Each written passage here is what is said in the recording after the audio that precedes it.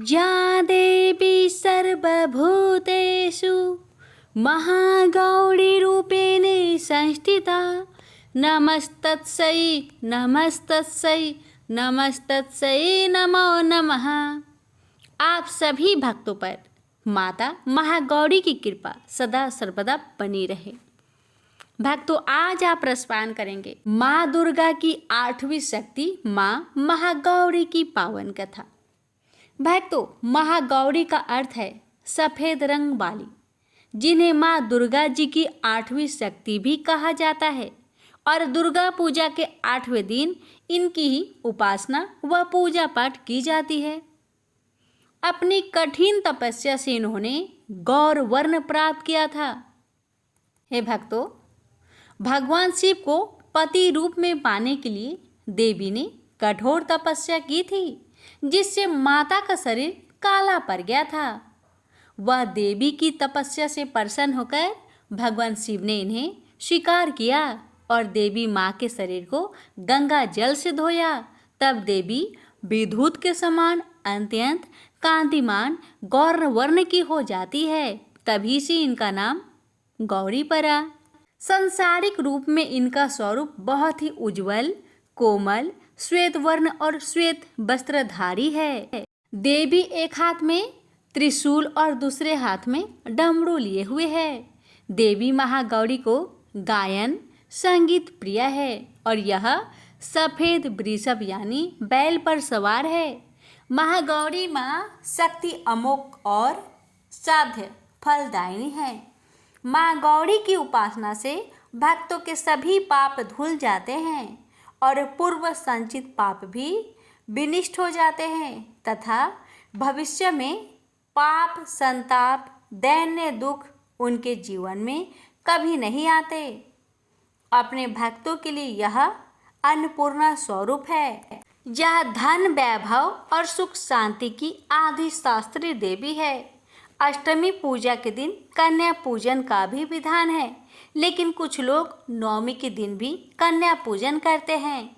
कन्याओं की संख्या 9 हो तो अति उत्तम है, नहीं तो 2 कन्याओं के साथ भी पूजा की जा सकती है। अब आइए श्रवण करते हैं माँ गौरी की संपूर्ण कथा। दक्ष प्रजापति की सभी पुत्रियां गुणवंती थी, फिर भी दक्ष के मन में संतोष नहीं था। वे चाहते थे उनके घर में एक ऐसी पुत्री का जन्म हो जो सर्वशक्ति संपन्न हो एवं सर्व विजयिनी हो। अतः दक्ष एक ऐसी ही पुत्री के लिए तप करने लगा। तप करते करते अधिक दिन बीत गए तो भगवती आद्य ने प्रकट होकर कहा, मैं तुम्हारे तप से प्रसन्न हूँ। तुम किस कारण तप कर रहे हो? दक्ष ने तप करने का कारण बताया तो माँ बोली, मैं स्वयं पुत्री के रूप में तुम्हारे यहाँ जन्म धारण करूंगी। मेरा नाम सती होगा। मैं सती के रूप में जन्म लेकर अपनी लीलाओं का विस्तार करूंगी। फलतः भगवती आद्य ने सती रूप में दक्ष के यहाँ जन्म लिया। सती दक्ष की सभी पुत्रियों में सबसे अलौकिक थी। सती ने बाल्य अवस्था में ही कई ऐसे अलौकिक, आश्चर्यचकित करने वाले कार्य कर दिखाए थे, जिन्हें देखकर स्वयं दक्ष को भी विस्मय होता था। जब सती विवाह योग हो गई तो दक्ष को उनके लिए वर की चिंता होने लगी। उन्होंने ब्रह्मा जी से इस विषय में परामर्श किया। ब्रह्मा जी ने कहा, सती आद्य के अवतार है। आद्य आदि शक्ति और शिव आदि पुरुष है। अतः सती के विवाह के लिए शिव ही योग और उचित वर है। दक्ष ने ब्रह्मा जी की बात मानकर सती का विवाह भगवान शिव के साथ कर दिया।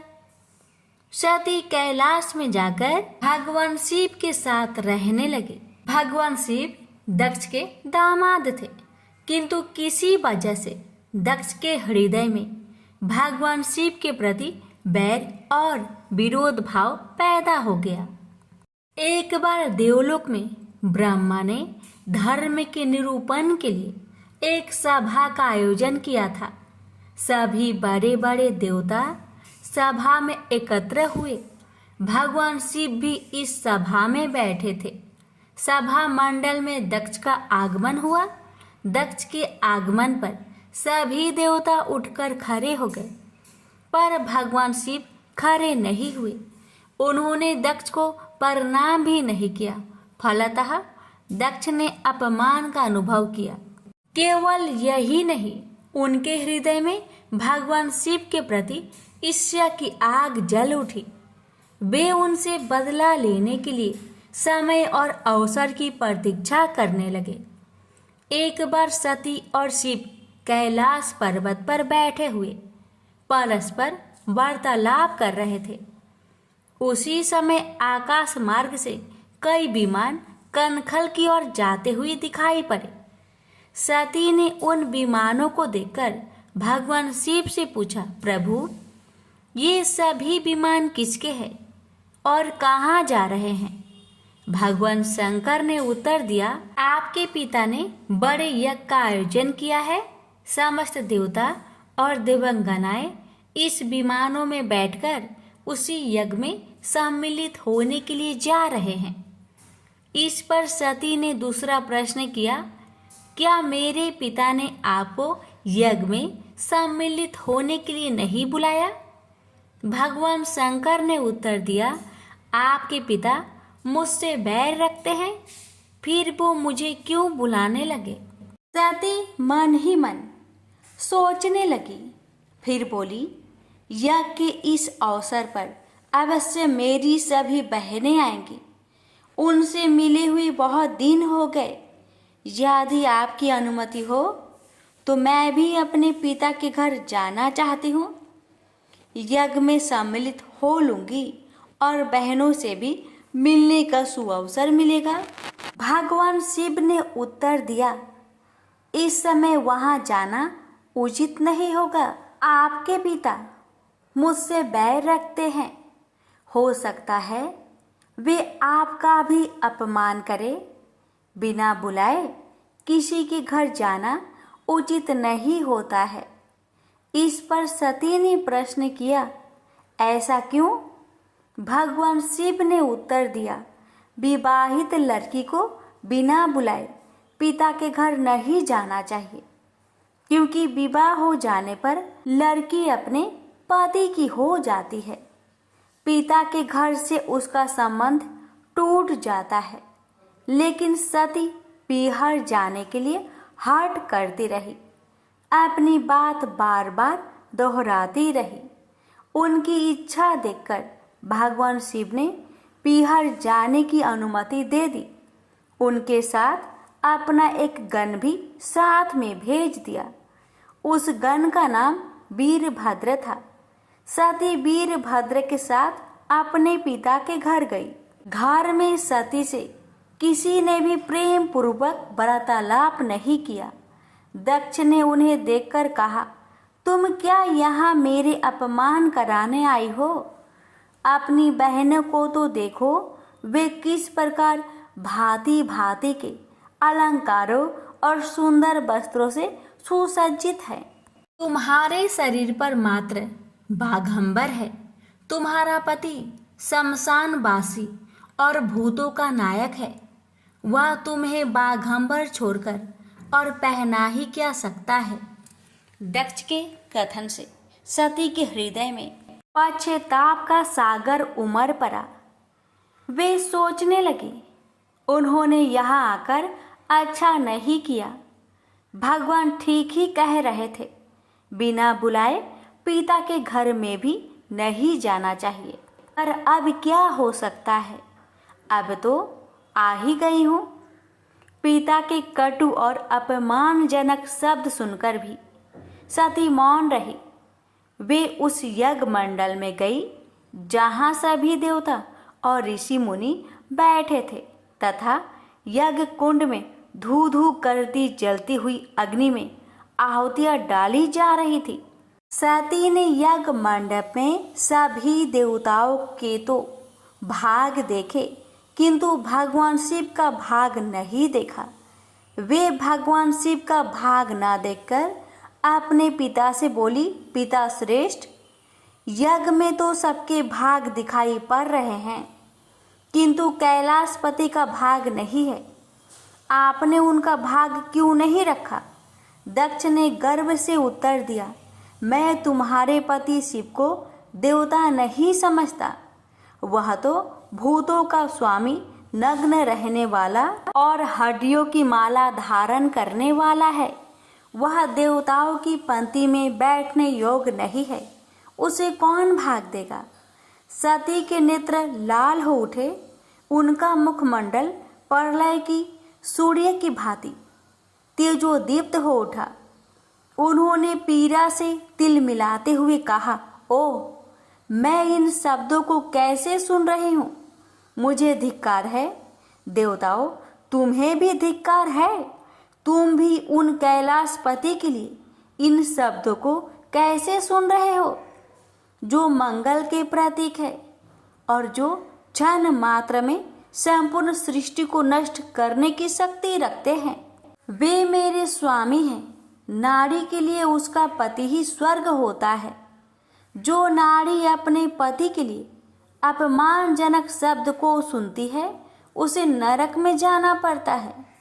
पृथ्वी सुनो, आकाश सुनो और देवताओं तुम भी सुनो।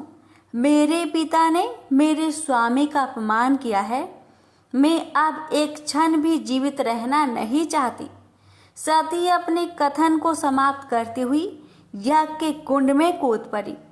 जलती हुई आहुतियों के साथ उनका शरीर भी जलने लगा। यज्ञ मंडप में खलबली पैदा हो गई। हाहाकार मच गया। देवता उठकर खड़े हो गए। वीरभद्र क्रोध से कांप उठे। वे उछल उछल कर यज्ञ का विध्वंस करने लगे। यज्ञ मंडप में भगदड़ मच गई। देवता और ऋषि मुनि भाग खड़े हुए। वीरभद्र ने देखते ही देखते दक्ष का मस्तक काट कर फेंक दिया। समाचार भगवान शिव के कानों में भी पड़ा। वे प्रचंड आंधी की भांति कनखल जा पहुँचे। सती के जले हुए शरीर को देखकर भगवान शिव ने अपने आप को भूल गए। सती के प्रेम और उनकी भक्ति ने शंकर के मन को व्याकुल कर दिया। उन शंकर के मन को व्याकुल कर दिया जिन्होंने काम पर भी विजय प्राप्त की थी और जो सारी सृष्टि को नष्ट करने की क्षमता रखते थे। वे सती के प्रेम में खो गए, बेसुध हो गए। भगवान शिव ने उन्मत्त की भांति सती के जले हुए शरीर को कंधे पर रख लिया। वे सभी दिशाओं में भ्रमण करने लगे। शिव और सती के इस अलौकिक प्रेम को देखकर पृथ्वी रुक गई, हवा रुक गई, जल का प्रवाह ठहर गया और रुक गई देवताओं की सांसें। सृष्टि व्याकुल हो उठी। सृष्टि के प्राणी पुकारने लगे, त्राहि माम, त्राहि माम। भयंकर संकट उपस्थित देखकर सृष्टि के पालक भगवान विष्णु आगे बढ़े। वे भगवान शिव की बेसुधी में अपने चक्र से सती के एक एक अंग को काट काट कर गिराने लगे। धरती पर 51 स्थानों में सती के अंग कट कट कर गिरे। जब सती के सारे अंग कट कर गिर गए तो भगवान शिव पुनः अपने आप में आए। जब वे अपने आप में आए तो पुनः सृष्टि के सारे कार्य चलने लगे। धरती पर जिन 51 स्थानों में सती के अंग कट कट कर गिरे थे, वे ही स्थान आज शक्तिपीठ माने जाते हैं। आज भी उन स्थानों में सती का पूजन होता है, उपासना होती है। धन्य था शिव और सती का प्रेम। शिव और सती के प्रेम में उन्हें अमर और वंदनीय बना दिया। प्रेम से बोलिए सती मैया की जय। सुनेंगे माँ पार्वती के रूप में जन्म की कथा। बाद में सती की विरह में शंकर जी दयनीय दशा हो गई। वे हर पल सती का ही ध्यान करते रहते और उन्हीं ही चर्चा में व्यस्त रहते। उधर सती ने भी शरीर का त्याग करते समय संकल्प किया था कि मैं राजा हिमालय के यहाँ जन्म लेकर शंकर जी की अर्धांगिनी बनूं। अब जगदम्बा का संकल्प व्यर्थ होने से तो रहा। वे उचित समय पर राजा हिमालय की पत्नी मेनका के गर्भ में प्रविष्ट होकर उनकी कोख में से प्रकट हुई। पर्वतराज की पुत्री होने के कारण वे पार्वती कहलाई। जब पार्वती बड़ी होकर सयानी हुई तो उनके माता पिता को अच्छा वर तलाश करने की चिंता सताने लगी। एक दिन अचानक देव ऋषि नारद राजा हिमालय के महल में आ पहुंचे और पार्वती को देख कहने लगे कि इसका विवाह शंकर जी के साथ होना चाहिए और वे ही सभी दृष्टि से इसके योग हैं। पार्वती के माता पिता के आनंद का यह जानकर ठिकाना ना रहा कि साक्षात जगत माता सती ही उनके यहाँ प्रकट हुई है। वे मन ही मन भाग्य को सहराने लगे। एक दिन अचानक भगवान शंकर सती की बीरा में घूमते घूमते उसी प्रदेश में जा पहुँचे और पास के ही स्थान गंगा अवतरण में तपस्या करने लगे। जब हिमालय को इसकी जानकारी मिली तो वे पार्वती को लेकर शिव जी के पास गए। वहां राजा ने शिव जी से विनम्रता पूर्वक अपनी पुत्री को सेवा में ग्रहण करने की प्रार्थना की। शिव जी ने पहले तो आनाकानी की, किंतु पार्वती की भक्ति देखकर वे उनका आग्रह न टाल सके। शिव जी से अनुमति मिलने के बाद तो पार्वती प्रतिदिन अपनी सखियों को साथ ले उनकी सेवा करने लगी। पार्वती हमेशा इस बात का सदा ध्यान रखती थी कि शिव जी को किसी भी प्रकार का कष्ट ना हो। वे हमेशा उनके चरण धोकर चरणोदक ग्रहण करती और षोडशोपचार से पूजा करती। इसी तरह पार्वती को भगवान शंकर की सेवा करते दीर्घ समय व्यतीत हो गया, किंतु पार्वती जैसी सुंदर बला से इस प्रकार एकांत में सेवा लेते रहने पर भी शंकर के मन में कभी विकार नहीं हुआ। वे सदा अपनी समाधि में ही निश्चल रहते। उधर देवताओं को तारक नाम का असुर बड़ा त्रास देने लगा। यह जानकर कि शिव के पुत्र से ही तारक की मृत्यु हो सकती है, सभी देवता शिव पार्वती का विवाह कराने की चेष्टा करने लगे। उन्होंने शिव को पार्वती के प्रति अनुरक्त करने के लिए कामदेव को उनके पास भेजा, किंतु पुष्पा युद्ध का पुष्पा बाण भी शंकर के मन को विक्षुब्ध न कर सका। उल्टा कामदेव उनकी क्रोध अग्नि से भस्म हो गए। इसके बाद शंकर भी वहां अधिक रहना अपनी तपस्याचार के लिए अंतराय रूप समझ कैलाश की ओर चल दिए। पार्वती को शंकर की सेवा से वंचित होने का बड़ा दुख हुआ, किंतु उन्होंने निराश ना होकर आपकी बार तप द्वारा शंकर को संतुष्ट करने की मन में ठानी। उनकी माता ने उन्हें सुकुमार एवं तप के आयोग समझकर बहुत माना किया, इसलिए उनका उमा नाम प्रसिद्ध हुआ, किंतु पार्वती पर इसका असर ना हुआ। अपने संकल्प से वे तनिक भी विचलित नहीं हुई। वे भी घर से निकल उसी शिखर पर तपस्या करने लगी जहाँ शिव जी ने तपस्या की थी। तभी से लोग उस शिखर को गौरी शिखर कहने लगे। वहाँ उन्होंने पहले वर्ष फलहार से जीवन व्यतीत किया। दूसरे वर्ष वे पर्ण वृक्षों के पत्ते खाकर रहने लगी और फिर तो उन्होंने पर्ण का भी त्याग कर दिया और इसलिए वे अपर्णा कहलाई। इस प्रकार पार्वती ने 3000 वर्ष तक तपस्या की। उनकी कठोर तपस्या को देख ऋषि मुनि भी दंग रह गए। अंत में भगवान आशुतोष का आसन हिला। उन्होंने पार्वती की परीक्षा लेने के लिए पहले सप्त ऋषियों को भेजा और पीछे स्वयं वटु भेष धारण कर पार्वती की परीक्षा के निमित्त प्रस्थान किया। प्रेम से बोलिए हर हर महादेव, माता पार्वती की जय। अब सुनेंगे सोमवार, महादेव और माता पार्वती की कथा। किसी नगर में एक धनी व्यापारी रहता था। दूर दूर तक उसका व्यापार फैला हुआ था। नगर के सभी लोग उस व्यापारी का सम्मान करते थे। इतना सब कुछ संपन्न होने के बाद भी वह व्यापारी बहुत दुखी था, क्योंकि उसका कोई पुत्र नहीं था, जिस कारण अपने मृत्यु के पश्चात व्यापार के उत्तराधिकारी की चिंता उसे हमेशा सताती रहती थी। पुत्र प्राप्ति की इच्छा से व्यापारी प्रत्येक सोमवार भगवान शिव का व्रत पूजा किया करता था और शाम के समय शिव मंदिर में जाकर शिव जी के सामने घी का दीपक जलाया करता था। उसकी भक्ति देखकर माँ पार्वती प्रसन्न हो गई और भगवान शिव से उस व्यापारी की मनोकामना पूर्ण करने का निवेदन किया। भगवान शिव बोले, इस संसार में सबको उसके कर्म के अनुसार फल की प्राप्ति होती है। जो प्राणी जैसा कर्म करते हैं उन्हें वैसा ही फल प्राप्त होता है। शिव जी द्वारा समझाने के बावजूद माँ पार्वती नहीं मानी और उस व्यापारी की मनोकामना पूर्ति हेतु वे शिव जी से बार बार अनुरोध करती रही।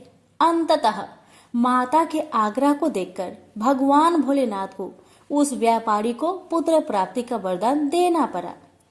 वरदान देने के पश्चात भोलेनाथ माँ पार्वती से बोले, आपके आग्रह पर मैंने पुत्र प्राप्ति का वरदान तो दे दिया, परंतु इसका यह पुत्र 16 वर्ष से अधिक समय तक जीवित नहीं रहेगा।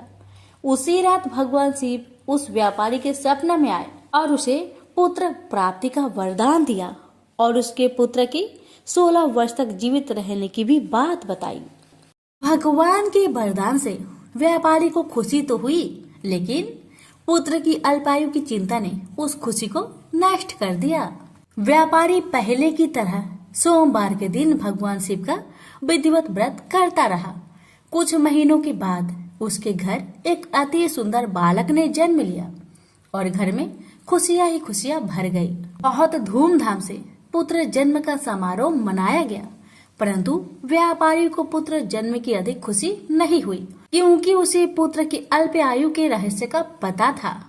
जब पुत्र 12 वर्ष का हुआ तो व्यापारी ने उसे उसके मामा के साथ पढ़ने के लिए बनारसी भेज दिया। लड़का अपने मामा के साथ शिक्षा प्राप्त हेतु चल दिया। रास्ते में जहाँ भी मामा भांजे विश्राम हेतु रुकते, वहीं यज्ञ करते और ब्राह्मणों को भोजन कराते। लंबी यात्रा के बाद मामा भांजे एक नगर में पहुँचे। उस दिन नगर के राजा की कन्या का विवाह था, जिस कारण पूरे नगर को सजाया गया था। निश्चित समय पर बारात आ गई, लेकिन वर का पिता अपने बेटे के एक आंख से काने होने के कारण बहुत चिंतित था। उसे भय था कि इस बात का पता चलने पर कहीं राजा विवाह से इनकार न कर दे, इससे उसकी बदनामी भी होगी। जब वर के पिता ने व्यापारी के पुत्र को देखा तो उसके मस्तिष्क में एक विचार आया। उसने सोचा, क्यों ना इस लड़के को दुल्हा बनाकर राजकुमारी से विवाह करा दूं। विवाह के बाद इसको धन देकर विदा कर दूंगा और राजकुमारी को अपने नगर ले जाऊंगा। वर के पिता ने लड़के के मामा से इस संबंध में बात की। मामा ने धन मिलने की लालच में वर के पिता की बात को स्वीकार कर ली। लड़के को दूल्हे का वस्त्र पहनाकर राजकुमारी से विवाह कर दिया गया। राजा ने बहुत सारा धन देकर राजकुमारी को विदा किया। शादी के बाद लड़का जब राजकुमारी के साथ लौट रहा था तो वह सच नहीं छिपा सका और उसने राजकुमारी की ओढ़नी पर लिख दिया, राजकुमारी, तुम्हारा विवाह मेरे साथ हुआ था। मैं तो बनारसी पढ़ने के लिए जा रहा हूँ और अब तुम्हें जिस नवयुवक की पत्नी बनना पड़ेगा वह कान्हा है। जब राजकुमारी ने अपनी ओढ़नी पर लिखा हुआ पढ़ा तो उसने कान्हे लड़के के साथ जाने से इनकार कर दिया। राजा को जब ये सब बातें पता लगी तो उसने राजकुमारी को महल में ही रख लिया। उधर लड़का अपने मामा के साथ बनारसी पहुंच गया और गुरुकुल में पढ़ना शुरू कर दिया। जब उसकी आयु 16 वर्ष की हुई तो उसने यज्ञ किया। यज्ञ की समाप्ति पर ब्राह्मणों को भोजन करवाया और खूब अन्य वस्त्र दान किए। रात को वह अपने शयन कक्ष में सो गया। शिव के वरदान के अनुसार शयन अवस्था में ही उसके प्राण पेखरू उड़ गए। सूर्योदय पर मामा मृत भांजे को देखकर रोने पिटने लगा। आसपास के लोग भी एकत्र होकर दुख प्रकट करने लगे। लड़के के मामा के रोने विलाप करने के स्वर समीप से गुजरते हुए भगवान शिव और माता पार्वती ने भी सुने। माता पार्वती ने भगवान से कहा, प्राणनाथ, मुझे इसके रोने का स्वर सहन नहीं हो रहे, आप इस व्यक्ति के कष्ट को अवश्य दूर करें। भगवान शिव ने माता पार्वती के साथ अदृश्य रूप में समीप जाकर देखा तो भोलेनाथ माता पार्वती से बोले, यह तो उसी व्यापारी का पुत्र है जिसे मैंने 16 वर्ष की आयु का वरदान दिया था। इसकी आयु पूरी हो गई है। माँ पार्वती ने फिर भगवान शिव से निवेदन कर उस बालक को जीवन देने का आग्रह किया। माता पार्वती के आग्रह पर भगवान शिव ने उस लड़के को जीवित होने का वरदान दिया और कुछ ही पल में वह जीवित होकर उठ बैठा। शिक्षा समाप्त करके लड़का मामा के साथ अपने नगर की ओर चल दिया। दोनों चलते हुए उसी नगर में पहुंचे जहां उसका विवाह हुआ था। उस नगर में भी यज्ञ का आयोजन किया। समीप से गुजरते हुए नगर के राजा ने यज्ञ का आयोजन देखा और उसने तुरंत ही लड़के और उसके मामा को पहचान लिया। यज्ञ के समाप्त होने पर राजा मामा और लड़के को महल में ले गया और कुछ दिन उन्हें महल में रखकर बहुत सा धन वस्त्र आदि देकर राजकुमारी के साथ विदा कर दिया। इधर भूखे प्यासे रहकर व्यापारी और उसकी पत्नी बेटे की प्रतीक्षा कर रहे थे। उन्होंने प्रतिज्ञा कर रखी थी कि यदि उन्हें अपने बेटे की मृत्यु का समाचार मिला तो दोनों अपने प्राण त्याग देंगे। परंतु जैसे ही उसने बेटे के जीवित वापस लौटने का समाचार सुना तो वह बहुत प्रसन्न हुआ। वह अपनी पत्नी और मित्रों के साथ नगर के द्वार पर पहुंचा। अपने बेटे के विवाह का समाचार सुनकर पुत्र वधू राजकुमारी को देखकर उसकी खुशी का ठिकाना न रहा। उसी रात भगवान शिव ने व्यापारी को सपने में आकर कहा, हे श्रेष्ठी, मैंने तेरे सोमवार व्रत करने और व्रत कथा सुनने से प्रसन्न होकर तेरे पुत्र को लंबी आयु प्रदान की है। पुत्र की लंबी आयु जानकर व्यापारी बहुत प्रसन्न हुआ। शिव भक्त होने तथा सोमवार का व्रत करने से व्यापारी की सभी मनोकामनाएं पूर्ण हुई। इसी प्रकार जो भक्त सोमवार का विधिवत व्रत करते हैं और व्रत कथा सुनते हैं उनकी सभी इच्छाएं पूरी होती है। हमसे बोलिए उमापति शंकर भगवान की जय। यह कथा उस समय की है जब भगवान शिव को वर के रूप में प्राप्ति के लिए देवी पार्वती जंगल में घोर तपस्या में लीन थी। उनकी ऐसी तपस्या देखकर समस्त देवगण शिव जी से प्रार्थना कर रहे थे कि हे देवाधिदेव, पार्वती की मनोकामना को पूरा करे। भगवान शिव ने सप्त ऋषियों को पार्वती की परीक्षा लेने के लिए भेजा। सप्त ऋषियों ने शिव जी की अनेक अवगुण का जिक्र किया, फिर भी पार्वती को शिव के अलावा किसी और से विवाह मंजूर नहीं था। विवाह से पहले जगत पिता शिव अपने होने वाली पत्नी पार्वती में इस जगत के सभी प्राणियों के प्रति उनकी दया भाव को लेकर आश्वस्त होना चाहते थे। इसलिए शिव जी ने स्वयं भी पार्वती की परीक्षा ली। भगवान भोलेनाथ पार्वती की तपस्या से खुश होकर एक दिन प्रकट हुए और वरदान देकर पुनः अंतर्ध्यान हो गए।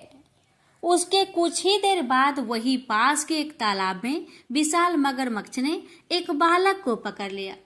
बालक अपनी प्राण की रक्षा के लिए चिल्लाने लगा। पार्वती से उस बालक की चीख सुनी नहीं गई।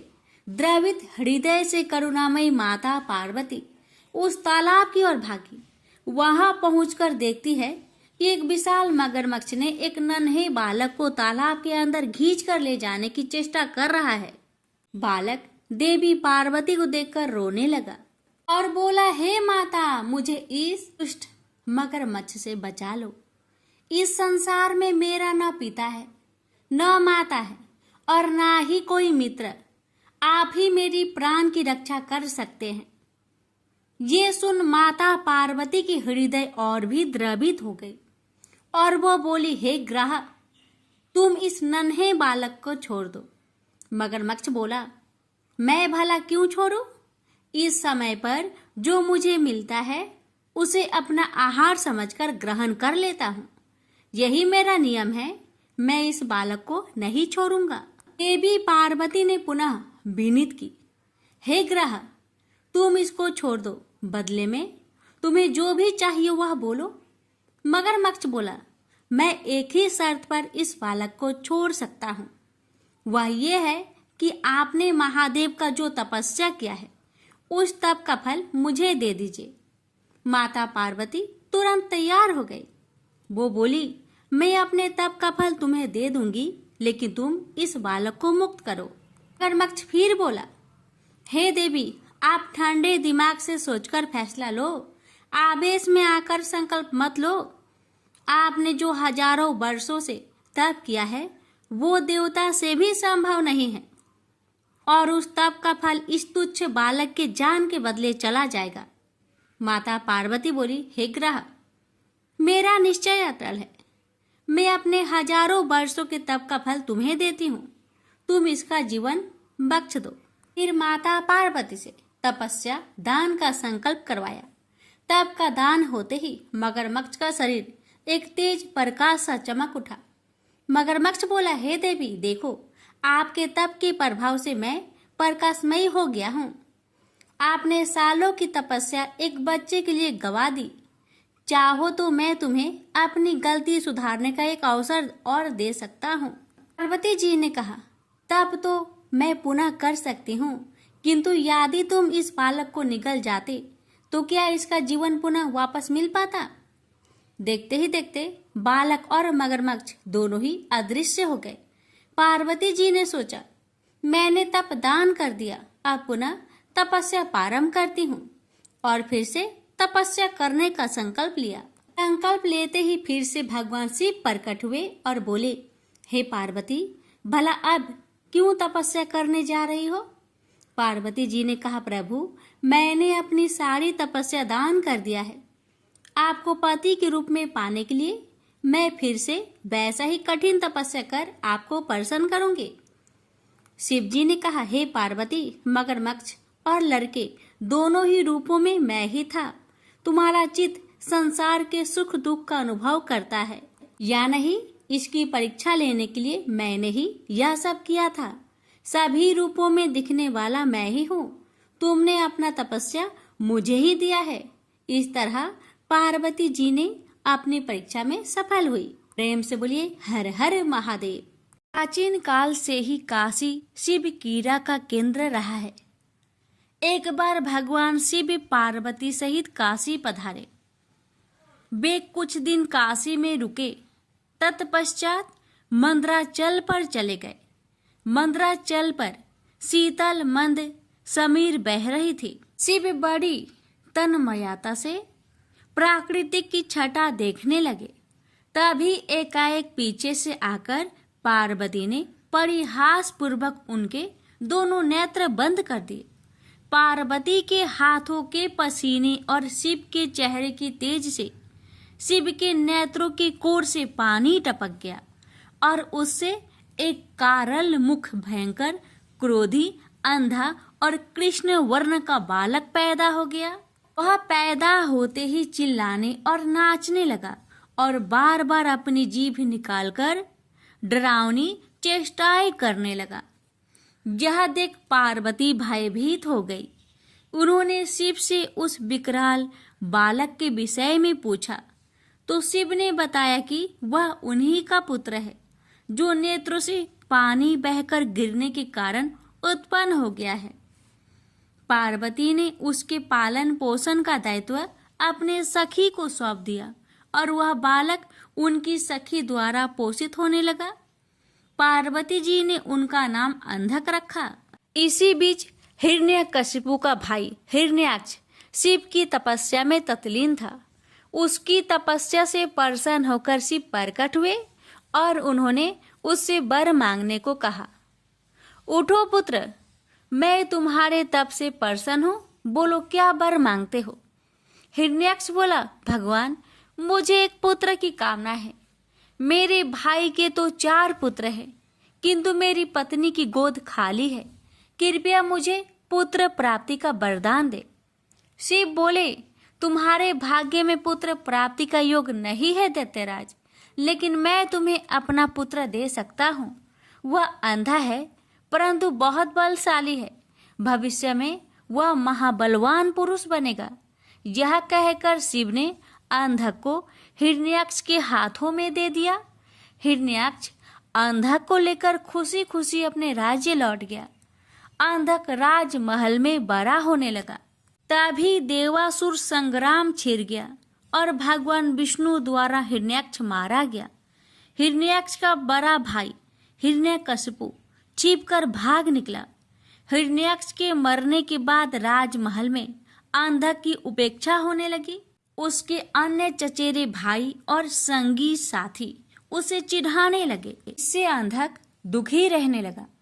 एक दिन उनके व्यवहार से तंग आकर वह तपस्या करने निकल पड़ा और एक निर्जन वन में पहुंचकर ब्रह्मा जी की साधना में लीन हो गया। तप करते हुए उसे कई वर्ष बीत गए। उसके तप से प्रसन्न होकर ब्रह्मा जी प्रकट हुए और उससे वर मांगने को कहा। अंधक ब्रह्मा जी के चरणों में गिरकर बोला, पितामह मुझे ऐसा वर दीजिए कि मेरा अपमान करने वाले मेरे सभी भाई मेरी दास्ता करे, मेरे दिव्य नेत्र हो जाए, मेरी किसी के द्वारा मृत्यु ना हो। यह सुनकर ब्रह्मा जी बोले, और सब तो ठीक है बस, तुम्हारे नेत्र दिव्य हो जाएंगे। तुम्हारे सारे भाई भी तुम्हारा दास्ता स्वीकार कर लेंगे, किंतु तुम मनुष्य हो और काल चक्र का नियम है कि कोई भी मनुष्य मृत्यु से अछूता नहीं रह सकता। अंधक बोला, तो फिर ऐसा ही वरदान दीजिए कि मेरे शरीर से निकले रक्त की एक एक बूंद से मेरे जैसे पराक्रमी वीर उत्पन्न हो जाए। ब्रह्मा जी बोले, ठीक है, मैं तुम्हें यह वरदान देता हूँ, साथ ही ये भी वरदान देता हूँ कि तुम्हारी मृत्यु विष्णु तथा शिव के द्वारा नहीं होगी। अंधक को वरदान देकर ब्रह्मा जी अंतर्ध्यान हो गए और अंधक वरदान पाकर एकदम सुपुष्ट एवं नेत्रवान पुरुष बन गया। वह वापस दैत्यपुरी लौट आया। वरदान प्राप्त करके वह बेहद कामुक हो गया। उसके अत्याचारों से नाग, यक्ष तथा देव गंधर्व सभी दुखी रहने लगे। वे सब ब्रह्मा जी की शरण में पहुंचे, किंतु ब्रह्मा जी ने उन्हें कोई अवशासन नहीं दे सके, क्योंकि अंधकासुर उन्हीं के वरदान स्वरूप तो यह उत्पात मचाए हुए था। आखिर निराश होकर सब लोग शिव के पास पहुंचे और उन्हें अंधकासुर के अत्याचारों के बारे में अवगत कराया। शिव ने उन्हें आश्वस्त किया। आश्वस्त होकर वे अपने स्थानों को लौट गए। शिव पार्वती मंद्राचल पर्वत पर ठहरे हुए थे। तभी एक बार अंधक अपनी सेना के साथ मंद्राचल पर्वत पर पहुंचा। पर्वत की सुरमया देखकर वह विभोर हो उठा। उसने सोचा, कितना सुंदर स्थान है, क्यों न यहाँ अपने लिए एक अस्थायी नगर का निर्माण करा दिया जाए। यह सोच उसने अपने एक सेवक को आदेश दिया, तुम कोई उचित स्थान तलाश करो जहाँ हमारे लिए एक शानदार महल बन सके। आज्ञा पाकर सेवक उचित स्थान की खोज में निकल पड़ा। कुछ दूर जाने पर उसे एक जटाधारी पुरुष तप करता दिखाई दिया। उसके समीप ही एक सुंदर स्त्री बैठी हुई थी। उसने सोचा, वाह क्या सुंदरी है, लेकिन यह इस तपस्वी के पास क्या कर रही है। इसे तो राजमहल की शोभा होनी चाहिए, चलकर महाराज को सूचित करूं। यह सोचकर वह वापस लौट आया और अंधक को सारा वृत्तांत कह सुनाया। सुनकर अंधक बोला, फिर से जाओ और उस सुंदरी को उठाकर मेरे पास ले आओ और उसके साथ के तपस्वी पुरुष को कह देना कि मैं दैत्यराज अंधक का दूत हूँ और उनके लिए इस सुंदरी को ले जाना चाहता हूँ। दूत पुनः उसी स्थान पर जा पहुंचा। तब तक शिव भजन पूजा से निवृत्त हो चुके थे। उसने अपने स्वामी अंधक का आदेश उन्हें कह सुनाया। सुनकर शिव ने उनसे कहा, जाओ अपने महाराज से कह देना कि किसी की पत्नी पर कुदृष्टि डालना बहुत ही अनुचित कार्य होता है। यह सुनकर दूत वापस लौट आया। उसने अंधक को शिव द्वारा दिया गया उत्तर सुना दिया। सुनकर अंधक गुस्से से आग बबूला हो उठा। वह अपनी सेना की एक टुकड़ी लेकर शिव पर टूट पड़ा, लेकिन शिव के गण वीरभद्र ने उन्हें मारकर भगा दिया। अंधक के सेनापति नील ने मायावी हाथी का भेष धारण किया और वह शिव गणों की ओर लपका। यह देख वीरभद्र ने तुरंत सिंह का भेष धारण कर लिया और नील का वध कर डाला। दूसरी ओर नंदी अंधक से युद्ध कर रहा था। उसने इतने प्रबल वेग से आक्रमण किया कि अंधक को जान बचाने के अलावा और कुछ न सूझ सका और वह अपनी सेना सहित भाग गया। अंधक के पराजित होकर भागने के पश्चात शिव पशुपत नामक व्रत करने लगे। पार्वती को उन्होंने मंद्राचल स्थित देवी मंदिर में भेज दिया और शिव के गण देवी के मंदिर पर पहरा देने लगे। अंधक अपनी पराजय को न भूल सका। उसने पुनः सेना एकत्र की और हमला कर घनघोर युद्ध छिड़ गया। अंधक ने नंदीश्वर को मूर्छित कर दिया। देवर्षि नारद द्वारा यह समाचार विष्णु तक पहुंचाया गया। इंद्र आदि को भी यह संदेश भेजा गया। देखते ही देखते देवों की एक विशाल सेना मंद्राचल पर आ जुटी। देव और दैत्यों में भयानक युद्ध छिड़ गया, लेकिन दैत्यों की प्रबल मार के आगे देवताओं की हार होने लगी।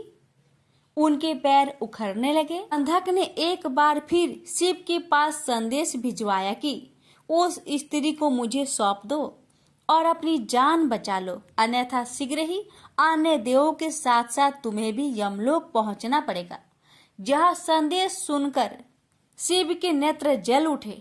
उन्होंने हुक्कार भरते हुए अपना त्रिशूल उठा लिया। तभी घबराया हुआ नंदी वहां पहुंचा और शिव से बोला, प्रभु, दैत्य सेना बहुत ही प्रबल है।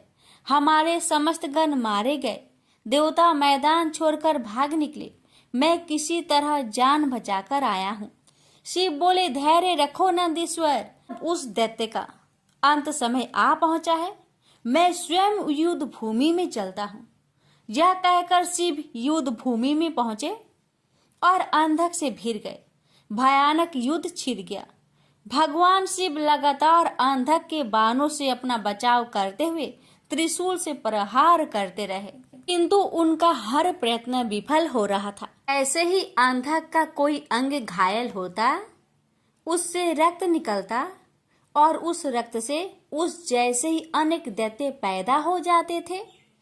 उधर शुक्राचार्य अपनी संजीवनी विद्या के बल पर मरे हुए दैत्यों को पुनः जीवित कर देते थे। स्वरूप शिव के चारों ओर दैत्यों की एक विशाल सेना खड़ी हो गई। शिव ने अपने गणों को आदेश दिया कि शुक्राचार्य को बांधकर यहाँ ले आए, ताकि वे दैत्यों को पुनः जीवित ना कर सके। गण शुक्राचार्य को बांधकर ले आए और शिव के सम्मुख खड़ा कर दिया। फिर भगवान शिव ने विराट रूप धारण कर लिया। उनका मुंह खुला और देखते ही देखते उन्होंने शुक्राचार्य को निगल लिया। इससे शिव गणों का उत्साह दुगना हो गया। उन्होंने दुगने जोश से दैत्यों का संहार करना आरंभ कर दिया। दैत्य सेना में भगदड़ मच गई और शीघ्र ही सारी सेना मैदान छोड़कर भाग निकली। अकेला अंधक भगवान शिव के सम्मुख डटा रहा। शिव और अंधक में भयानक युद्ध छिड़ गया। अंधक को अपने पर भारी पड़ता देख भगवान शिव ने अपने मुख से एक महाज्वाला उत्पन्न की। वह योगेश्वरी थी। माता महाकाली ने रक्तपान करना आरंभ कर दिया। शिव त्रिशूल चलाते अंधक के शरीर से रक्त फूटता और माता काली रक्त को जमीन पर गिरने से पहले ही पान कर जाती। इससे अंधक बलहीन हो गया। उसके कदम लड़खड़ाने लगे। भगवान शिव ने उसके हृदय को निशाना बनाकर त्रिशूल चलाया और अंधक का हृदय बेध दिया। साथ ही उसे त्रिशूल के ऊपर टांग दिया। अंधक के गिरते रक्त को नीचे खड़ी काली सहित सभी योगिनियां जमीन पर गिरने से पहले ही अपने विशाल मुख में लुप्त करने लगी। फिर युद्ध शांत हो गया, लेकिन ब्रह्मा जी के वरदान स्वरूप अंधक नहीं मर सका। वह त्रिशूल पर टंगा टंगा ही शिव का जाप करता हुआ अपनी भूल का प्रायश्चित करने लगा। दयालु शिव उसके जप से प्रसन्न हुए और उसे त्रिशूल से नीचे उतारा और वर मांगने को कहा। अंधक ने शिव के चरणों में प्रणाम करके कहा, भगवान मुझे क्षमा करे, मुझसे बहुत बड़ा अपराध हो गया था। मैंने माता पार्वती पर कुदृष्टि डाली थी। अब से मैं आपकी सेवा में रहूंगा और कभी भी अपने अंदर दैत्य भाव जागृत न होने दूंगा, न ही देव विरोधी कार्य करूंगा। प्रभु, मैं चाहता हूँ कि मुझे दिव्य दृष्टि प्राप्त हो जाए। आज से मैं हर समय आपकी सेवा में दास की तरह उपस्थित रहूं। मेरे समस्त विकार धुल जाए। तथास्तु कहकर भगवान शिव अंतर्ध्यान हो गए। त्रिपुरारी रुद्र की कृपा से भूमंडल पर एक बार फिर से धर्म ध्वजा फहराने लगी। एक बार फिर वैदिक धर्म का पालन होने लगा। जगह जगह यज्ञ हवन होने लगे। वातावरण में फिर मंत्र गूंजने लगे। प्रेम से बोलिए हर हर महादेव। किसी गांव में एक निर्धन ब्राह्मण अपनी पत्नी और पुत्र के साथ रहता था। ब्राह्मण को गांव से जो भिक्षा मिलती उसी से वह अपने परिवार का भरण पोषण करता था। एक दिन ब्राह्मणी अपने पति से बोली, मुझे अपनी कोई चिंता नहीं है स्वामी, मैं आपके साथ भूखी प्यासी रहकर भी अपना जीवन व्यतीत कर सकती हूँ, लेकिन मुझे अपने बेटे की भूख प्यास नहीं देखी जाती। अमन बोला, मैं तुम्हारी भावनाओं को समझता हूँ प्रिय, लेकिन भाग्य का लेख को विधाता भी नहीं बदल सकता। हमारे भाग्य में निर्धन रहना ही लिखा है। ब्राह्मणी बोली, भाग्य के भरोसे बैठे रहना मूर्खता के सिवा कुछ नहीं। अगर इंसान कोशिश करे तो वह कर्म करके अपने भाग्य को बदल सकता है।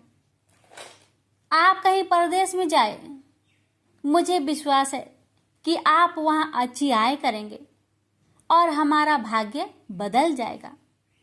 ब्राह्मण बोला, तुम्हारी बात तर्क संगत है प्रिय, मगर मुझे भिक्षा मांगने और पंडिताई के सिवा कोई काम नहीं आता। ब्राह्मणी बोली, हमारे गांव में आपकी पंडिताई की कोई कद्र नहीं करता है। किसी दूसरे गांव या नगर में आपकी पंडिताई चल निकले तो हमारे बुरे दिन फिर जाए। अपनी पत्नी की सलाह मानकर ब्राह्मण दूसरे नगर में पहुंच गया। उसका दुर्भाग्य उस पर घात लगाए बैठा था। नगर में उसे कोई टके शेर पूछने वाला भी नहीं मिला। हालातों को देखते हुए वह सोचने लगा कि इस नगर से उसका गांव ही अच्छा है। नगरवासी तो पूरे नास्तिक है, उसे भिक्षा तक भी देने को तैयार नहीं है। यह सोचकर वह थक हार कर अपने गांव लौट आया और पहले की भांति पंडिताई करके और भिक्षा मांगकर अपना गुजारा करने लगा। एक दिन वह भिक्षा मांगकर लौट रहा था, तभी उधर से भगवान शिव माता पार्वती के साथ गुजरे। उस निर्धन ब्राह्मण की हालत देखकर माता पार्वती ने ब्राह्मण की तरफ संकेत करते हुए भगवान शिव से कहा, आप उस ब्राह्मण को देख रहे हैं स्वामी? शिव बोले, हाँ, वह बहुत निर्धन है और दुखी भी है। पार्वती बोली, आप उसके दुख का निवारण करें नाथ। एक तो ब्राह्मण, दूसरे दरिद्र, मुझसे उसका दुख देखा नहीं जाता। शिव बोले, यह मृत्यु लोक है प्रिय, जहाँ हर प्राणी किसी न किसी दुख से त्रस्त है। सब अपने अपने कर्मों का फल भोग रहे हैं। तुम किस किस का दुख दूर कराओगी? पार्वती बोली, आपको उस निर्धन ब्राह्मण को धनवान बनाना होगा स्वामी। शिव बोले, वह भाग्यहीन है पार्वती, उसके भाग्य में फटे पुराने कपड़े और रूखा सूखा भोजन ही लिखा है। मगर पार्वती अपनी जीत पर अड़ी रही। अंत में हारकर शिव को पार्वती की बात माननी पड़ी। उन्होंने उस रास्ते में, जिस रास्ते से ब्राह्मण जा रहा था, सोने की एक ईंट डाल दी अचानक ब्राह्मण को क्या सूझा। उसने सोचा कि वह आंखें बंद करके कितनी दूर चल सकता है। यह सोचकर वह अपनी आंखें बंद करके चलने लगा और सोने की ईंट के बिल्कुल समीप से होकर आगे गुजर गया।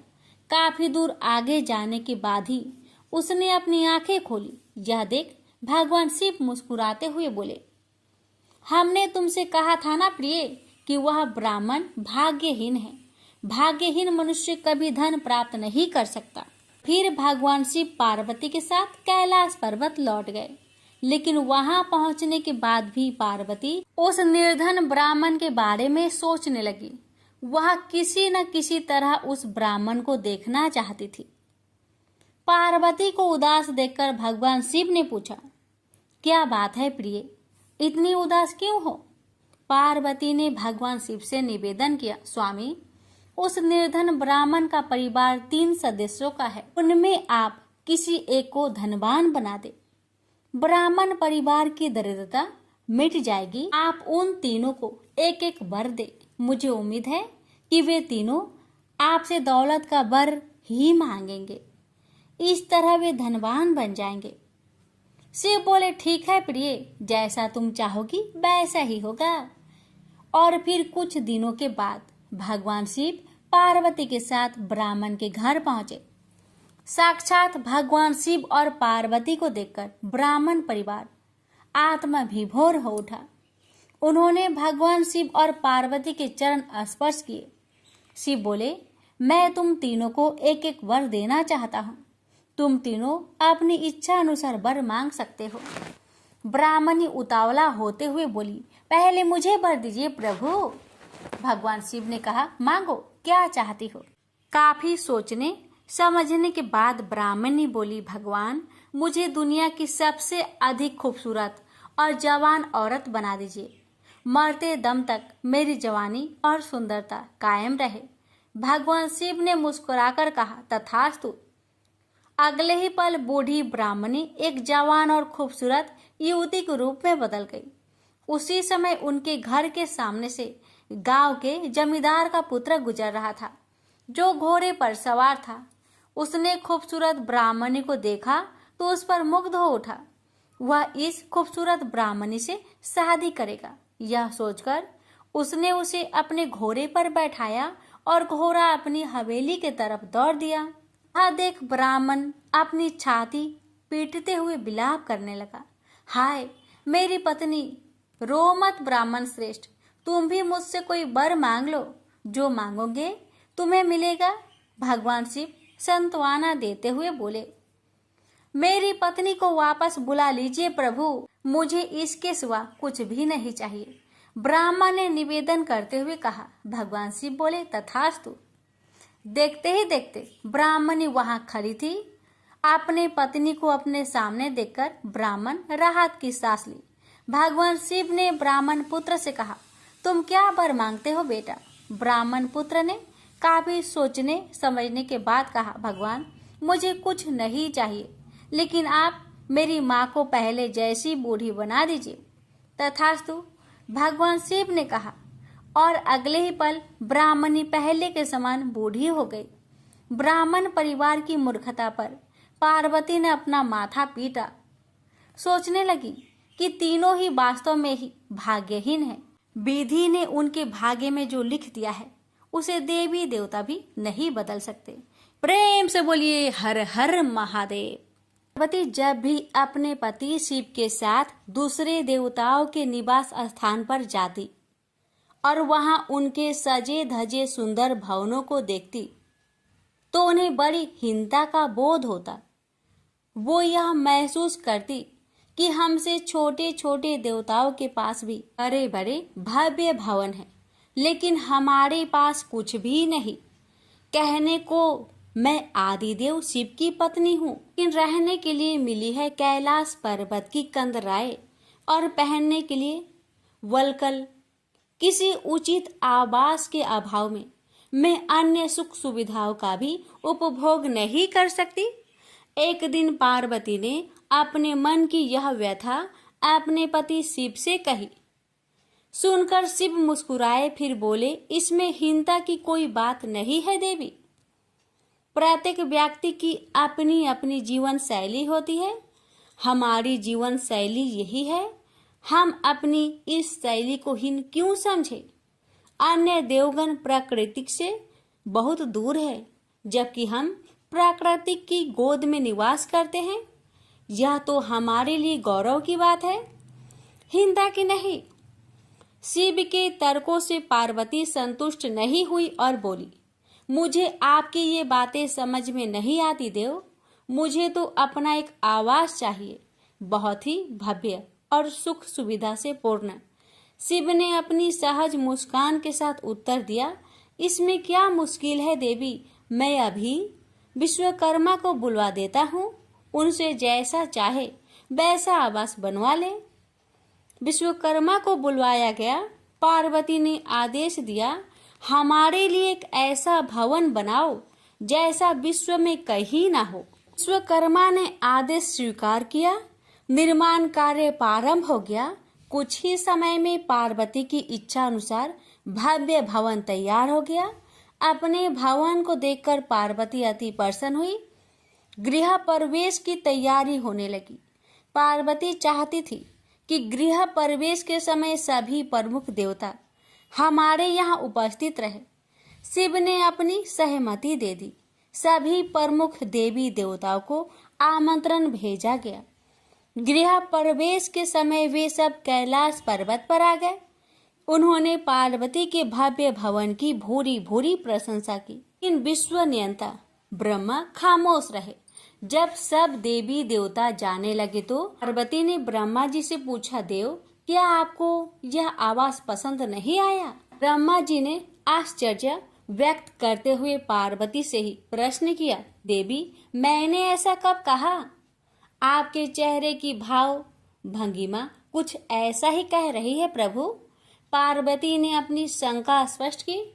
फिर ब्रह्मा जी को मौन देखकर पार्वती ने अपनी बात आगे बढ़ाई, देव आप कुछ संकोच कर रहे हैं, स्पष्ट कहिए क्या बात है? ब्रह्मा जी ने तनिक रुककर उत्तर दिया, देवी और तो सब ठीक है, लेकिन इस प्रसाद पर शनि की कुदृष्टि है। इतना कहकर वे वहां से चले गए।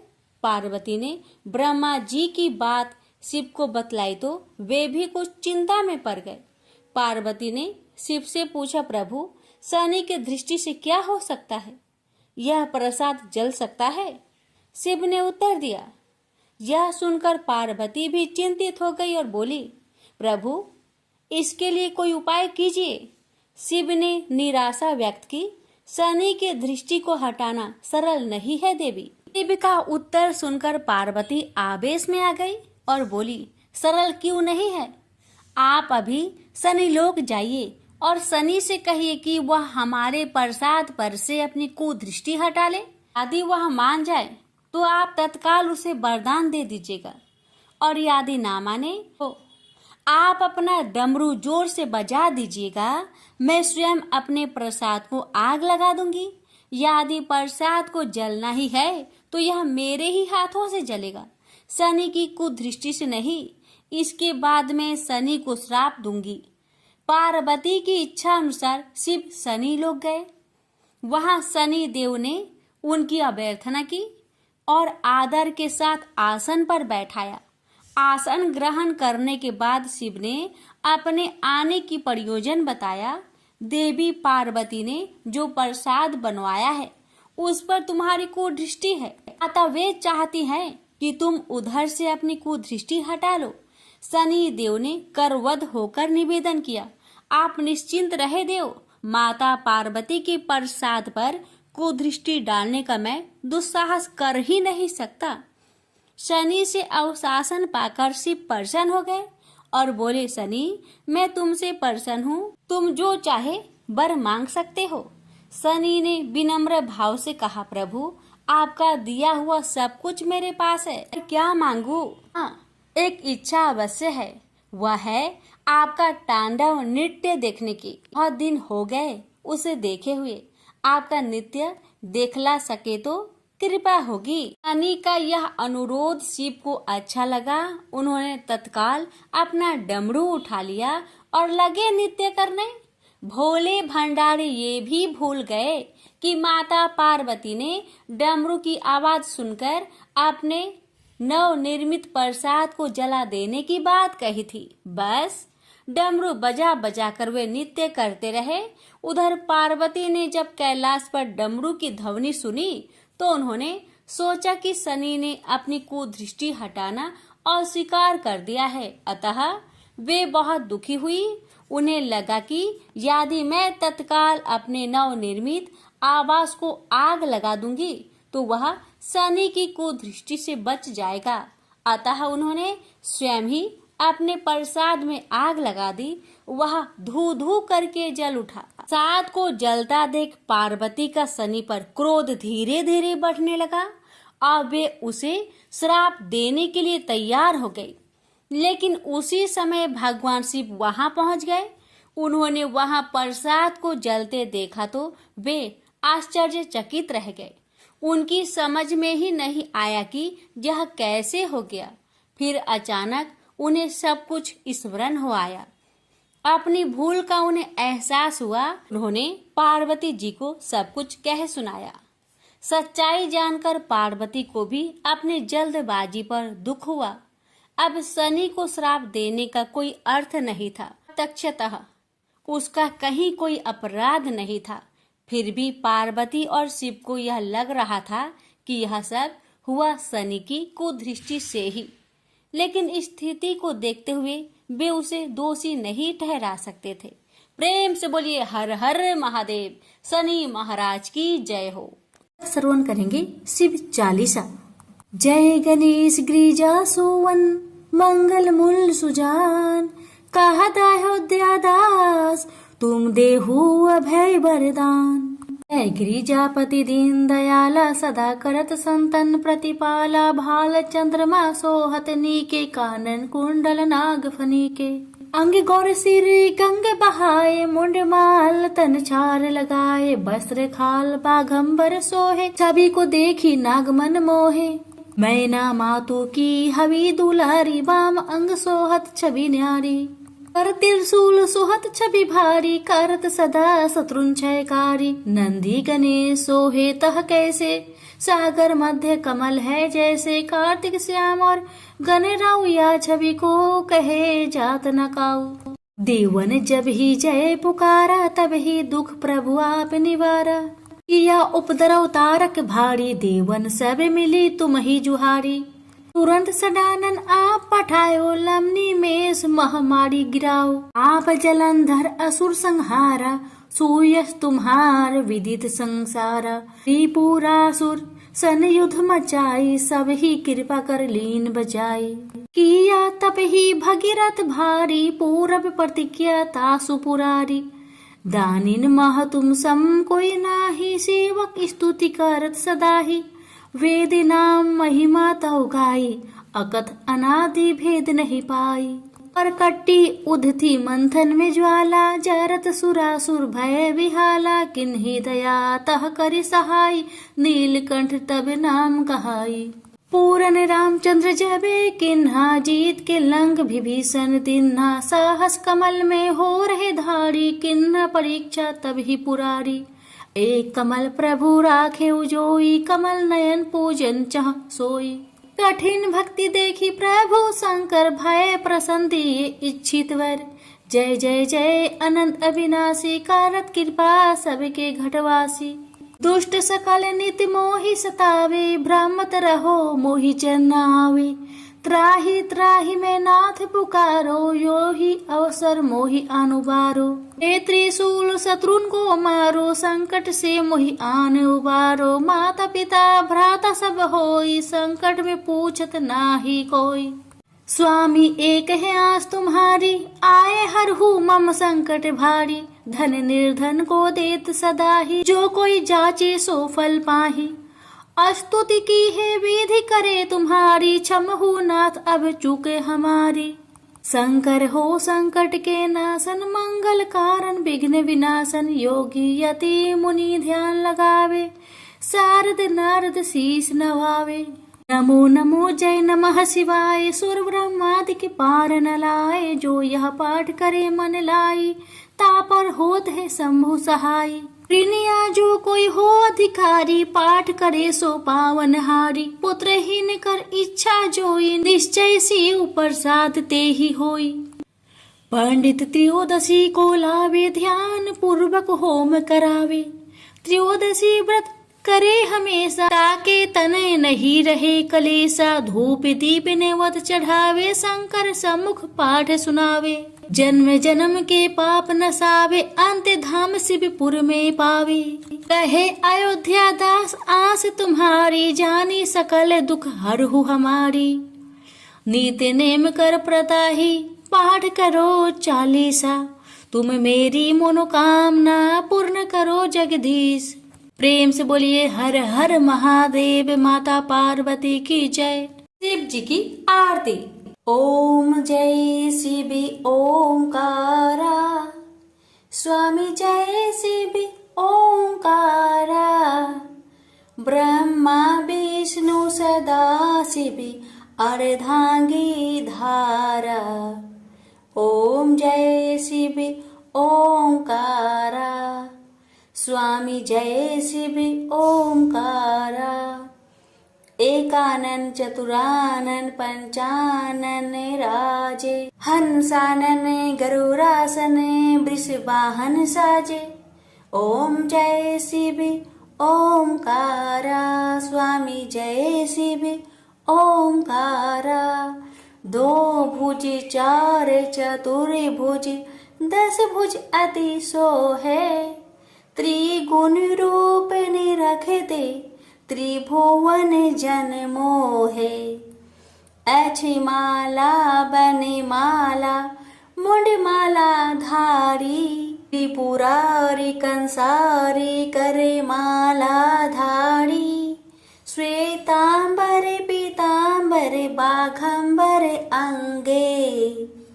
सनकादिकी गरुणादिकी, भूतादिकी संगे। कर के माध्य का मंडलु, चक्र त्रिशूली धारी। सुखकारी दुखहारी, जग पालनकारी। ब्रह्मा विष्णु सदा शिव, जानत अविवेका। मधु के टप दो मारे, सुर भयहीन करे। लक्ष्मी व सावित्री, पार्वती संगा। पार्वती अर्धांगी, शिव लहरी गंगा। पर्वत सोहे पार्वती, शंकर कैलासा। भांग धतुर का भोजन, भस्मी में वासा। जटा में गंग बहत है, गल मुंडन माला।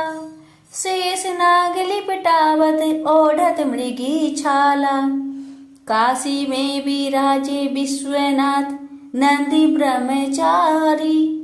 नीत उठ दर्शन पावत, महिमा अति भारी। त्रिगुण स्वामी जी की आरती, जो कोई नरे गावे।